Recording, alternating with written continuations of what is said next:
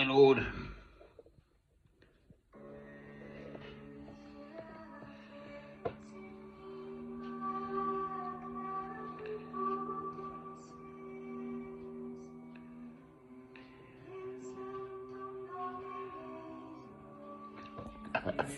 The Magnificat, sung obviously in Latin, Gregorian chant.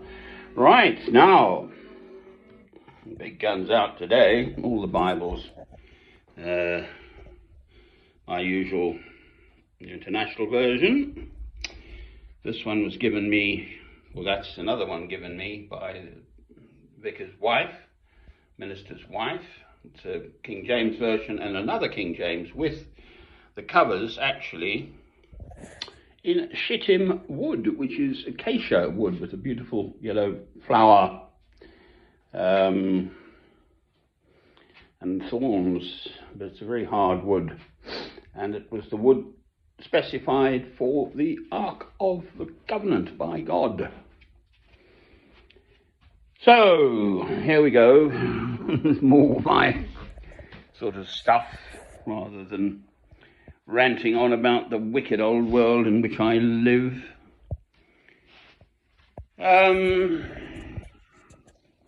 Well, the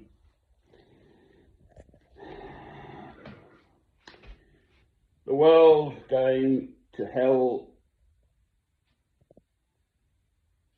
in its hand cart. Oh dear. Well, that was just biblical times. I look up, I like the maps at the back of especially in the old King James version, you often get a sort of interesting stuff at the back of the Bible.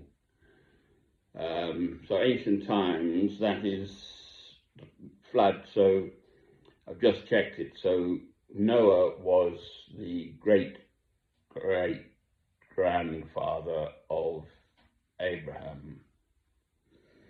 So 2384 is the date they're saying for the great flood.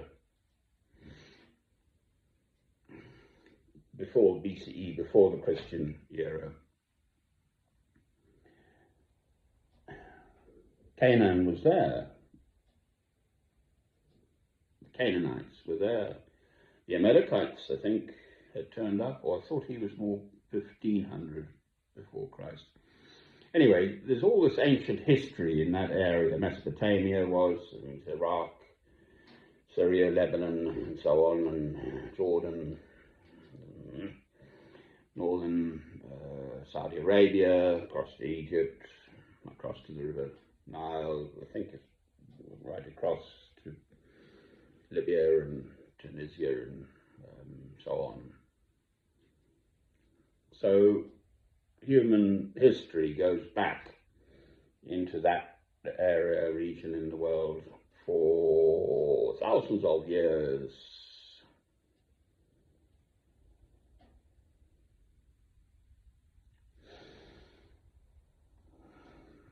I was, for what it's worth, a top physics student at school, so, well, the best, for what it's worth, because I got the highest mark in a particular exam. The physics master had set to 3 minor public schools, so I actually got the best mark in the same test, for what it's worth.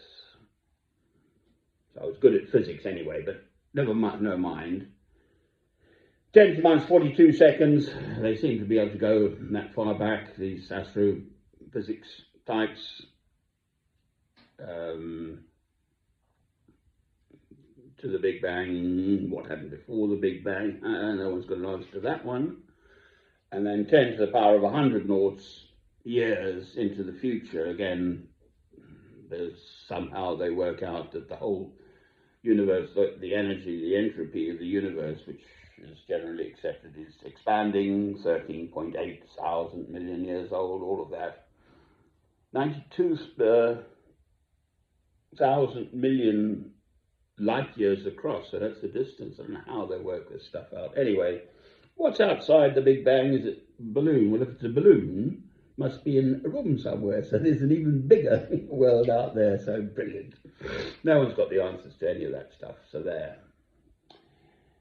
I've got my little room. So this morning I awoke to thoughts of going to hell and taking everyone with me, and everyone's excuses was sort of ringing in my head that, oh no, it wasn't me, Gov, honest, no, and oh no, it was him and him and them, and oh, and I didn't know anyway, so, you can't blame me, all that, which is going on currently by the world top leaders, politicians, particularly and specifically in America and the Holy Land, Israel.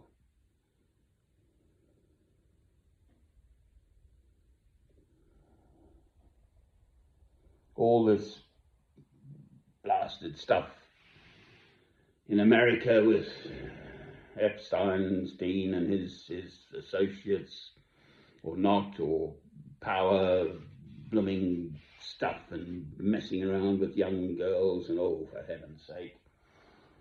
And Israel has totally trashed the Gaza Strip. They're positively just these young settlers in Israel hacking on with intimidating and basically driving out, ethnically cleansing Palestinians from the West Bank and so on and so forth. This Bangladeshi leader has been indicted and condemned to death for her atrocities. South America had Bolsonaro and Brazil and Lula da Silva. Is that right? I mean, just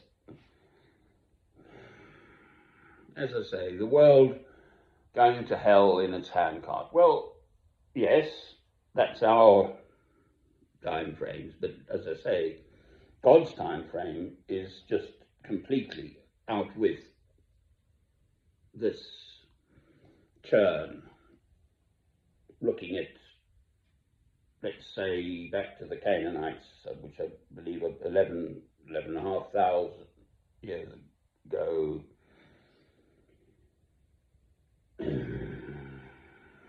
to the present time.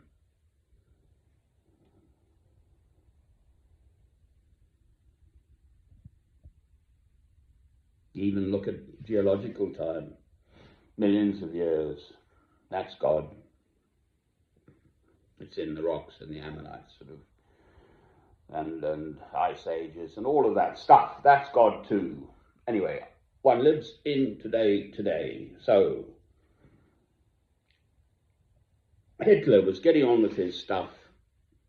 He was Chancellor, made Chancellor 1933, and then sucking people in, and then all the stuff that went on, and that was a civilized nation, Germany.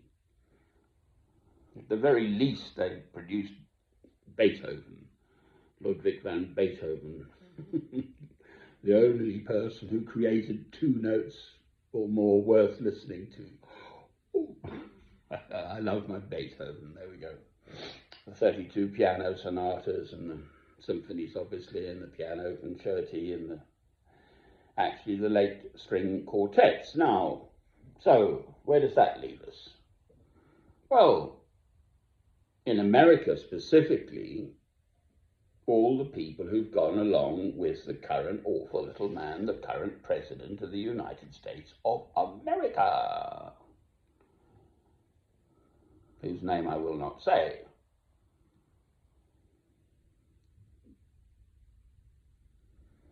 As did clearly people went along with Hitler. And likewise in Israel. Netanyahu didn't get in there by accident. Yes, it's fighting into stuff, but there are actually a lot of more right-wing people than he around. Smotrich and Ben Gvir are the 2 younger ones one knows of. And they're just hell-bent, quite frankly, on ethnic cleansing, all the Palestinians. One hears these little snippets that you don't hear on mainline news. That these Palestinians just turned up in South Africa on an aeroplane. Right, so what do I know? I know that I am a Christian. I love God through Christ, and God is the boss. We humans, in relation to God, should know our place.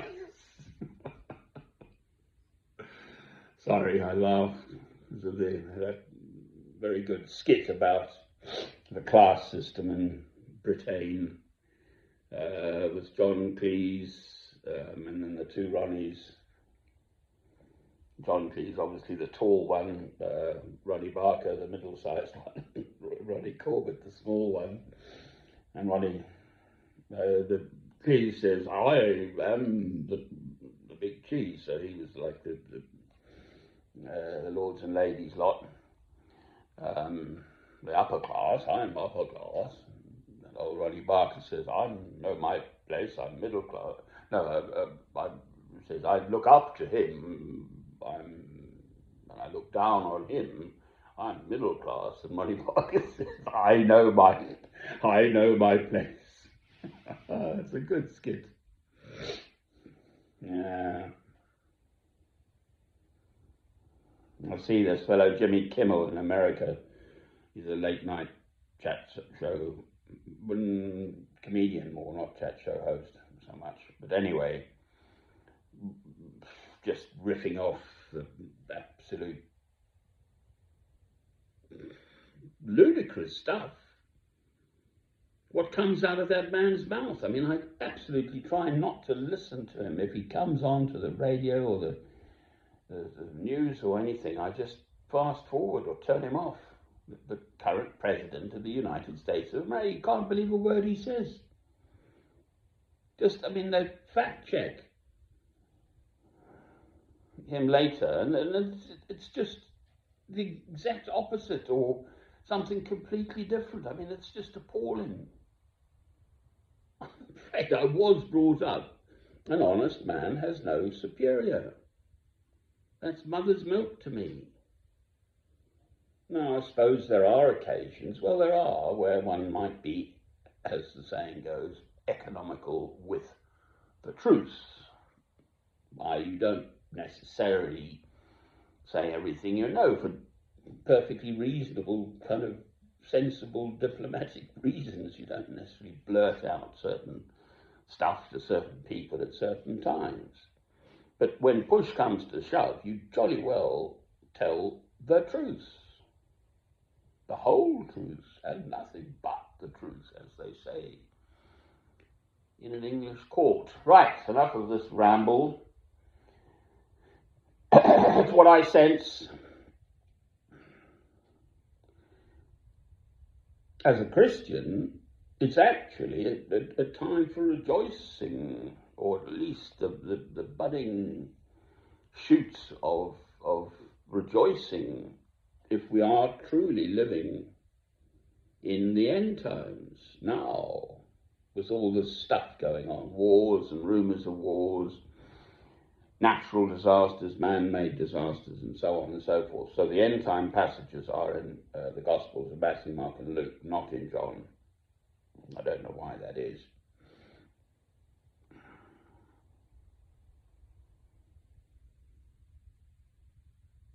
John is more prophetic, actually. It's sort of my favourite gospel. Anyway. Right. So, be that as it may,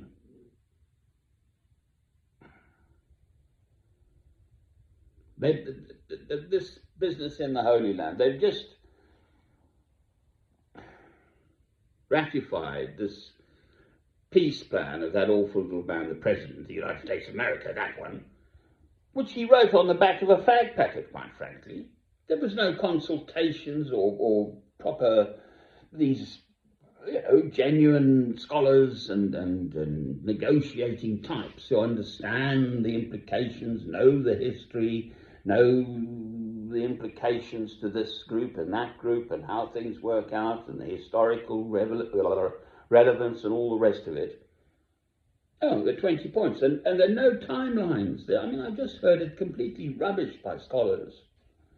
This utter rubbish so-called peace plan put out by the one little man with his little efforts, thinking that he knows best for everyone. And so, I mean, he's going to pop his clogs quite soon, one way or the other. You know? St. Paul says, wish your enemy a long life. Feed them, water them. It'll be like pouring burning hot coals upon their heads. So I'm not wishing him an early demise. But the facts are the facts. And then the next lot are going to turn up. And what, continue with his utter nonsense? It's ludicrous. Scream.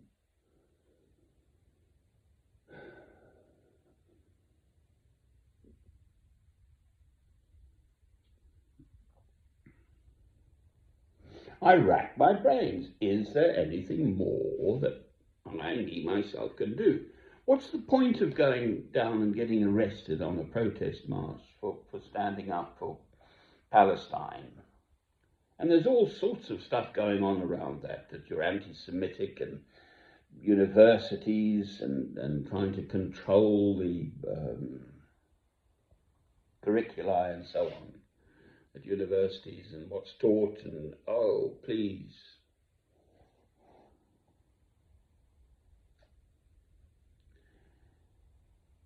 I'm going to go through my old maps at this, that beautiful, expensive, sort of crinkly, soft, crinkly paper that good Bibles are printed in. So I'm going to have a little revision on my historical Christian stuff. And as ever, I have this warm, dry Weehus in Northumbria, small town called Alnwick, between Edinburgh in Scotland and Newcastle in England. Counting my blessings, food in the house, money in the bank, fresh, clean drinking water out of the tap. So lucky me.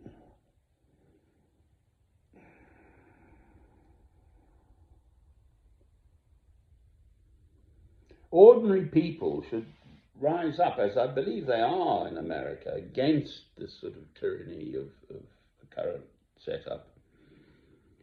Israel, I don't have that much hope for, quite frankly. The Israelis, they seem to be hardwired into actually believing that it's God's will that they're there, and it's not. God's chosen people, the Israelites, the Jews, the Hebrews of biblical times, are not to return to the Holy Land until the second coming of Christ. Again, if I say that, refer to Rabbi, Jewish Rabbi, ultra-Orthodox Rabbi, David Weiss, W-E-I-S-S, of Neturei, Carta, N-E-T-U-R-E-I-K-A-R-T-A, who expounds upon this very lucidly. A small sort of group of ultra-Orthodox religious Jewish people. God's chosen people are not to return to the Holy Land until the second coming of Christ, and we would all know about that, never mind my little dreams.